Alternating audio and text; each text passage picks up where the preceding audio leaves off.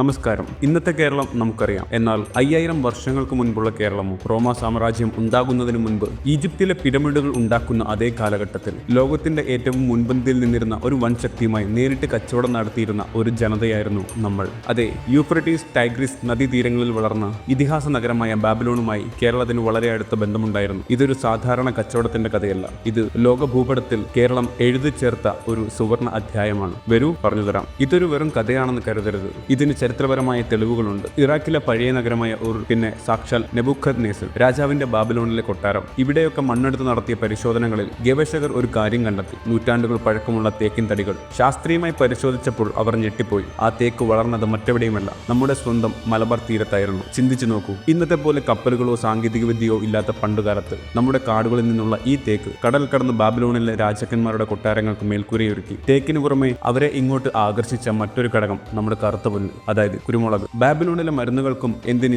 മമ്മികളെ സംരക്ഷിക്കാൻ പോലും കേരളത്തിലെ സുഗന്ധവ്യഞ്ജനങ്ങൾ കൂടിയേ തീരുമായിരുന്നുള്ളൂ. ഇവിടെയാണ് നമ്മുടെ ചരിത്രത്തിൽ അധികം അറിയപ്പെടാതെ പോയ മുസിരിസ് എന്ന മഹാനഗരത്തിന്റെ പ്രാധാന്യം. ഇന്നത്തെ കൊടുങ്ങല്ലൂരിന് സമീപം പെരിയാറിന്റെ തീരത്ത് സ്ഥിതി ചെയ്തിരുന്ന ലോകത്തിലെ തന്നെ ഏറ്റവും വലിയ തുറമുഖ നഗരങ്ങളിൽ ഒന്ന്. അറേബ്യയിൽ നിന്നും ബാബിലോണിൽ നിന്നുമുള്ള കച്ചവടക്കാർ കാലാവർഷക്കാറ്റിന്റെ ഗതി മനസ്സിലാക്കി പായക്കപ്പലുകളിൽ അറബിക്കടലിന്റെ തിരകളെ കീറി മുറിച്ച് മുസിരിസിൽ എത്തിച്ചേർന്നു. അവർ കൊണ്ടുവന്ന സ്വർണവും വീഞ്ഞും നൽകി. പകരം നമ്മുടെ തേക്കും കറുത്ത പൊന്നും ഏലവും എന്തിന് മയിലുകളെ പോലും അവർ കപ്പൽ കയറ്റി കൊണ്ടുപോയി. ഹീബ്രു ഭാഷയിൽ തുകി, അഹലോത്ത് തുടങ്ങിയ വാക്കുകൾ നമ്മുടെ തമിഴ് മലയാളം വാക്കുകളിൽ നിന്നും എടുത്തതാണ്. ഈ ഭാഷാപരമായ സാമ്യം ആഴത്തിലുള്ള കച്ചവട ബന്ധത്തിന്റെ തെളിവാണ്. പക്ഷേ ആ വലിയ നേട്ടങ്ങൾ നമുക്ക് എന്നേക്കുമായി നിലനിർത്താനായില്ല.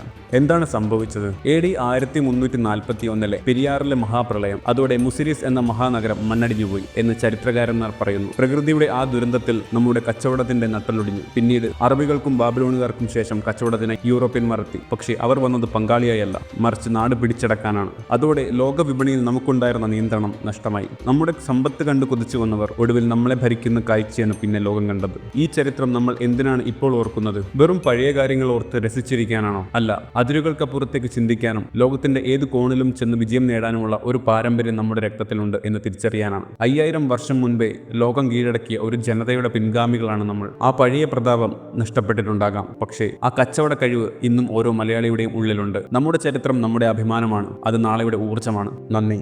ഇതുപോലുള്ള അപൂർവ വീഡിയോകൾക്കായി എപ്പിക്രോണിക്സ് സബ്സ്ക്രൈബ് ചെയ്യൂ. അടുത്ത വീഡിയോയിൽ കാണാം.